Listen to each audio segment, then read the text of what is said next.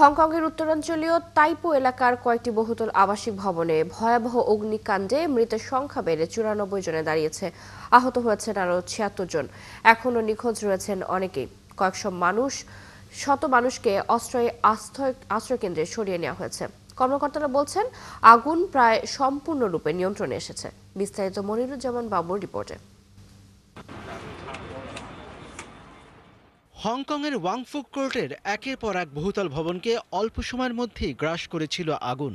সেই আগুন দ্রুত ছড়িয়ে পড়েছিল একতলা থেকে অন্য তলায়।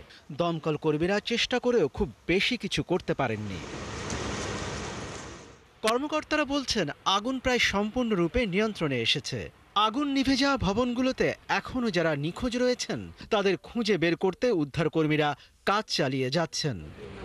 4 গুণ শক্তিশালী এনজাইম ও অধিক ফেনা সমৃদ্ধ অরিক্স সিলভার ওয়াশ মাত্র 70 টাকায়।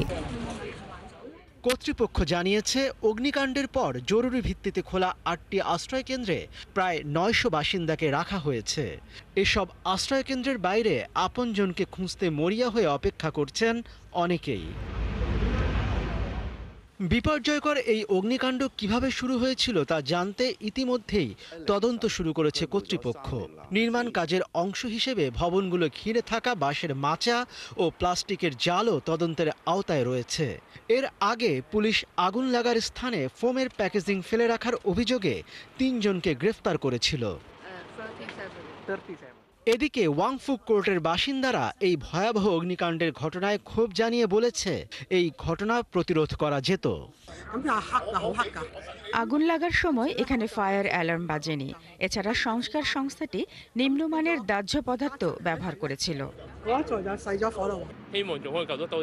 আগুন খুব দ্রুত ছড়িয়ে পড়ছিল। আমি দেখলাম একটি মাত্র হোস পাইপ দিয়ে কয়েকটি ভবন বাজানোর চেষ্টা হচ্ছে। আমার মনে হয়েছে এটা খুবই ধীর। হংকংয়ে কমপক্ষে 63 বছরের মধ্যে এটি সবচেয়ে ভয়াবহ অগ্নিকাণ্ড। হংকংয়ের ঘনবসতিপূর্ণ ওয়াংফুক কোর্ট আবাসিক কমপ্লেক্সের 8টি ব্লকে মোট 2000 ফ্ল্যাটে 4600-এর বেশি মানুষ বসবাস করে। মনিরুজ্জামান বাবু, 71।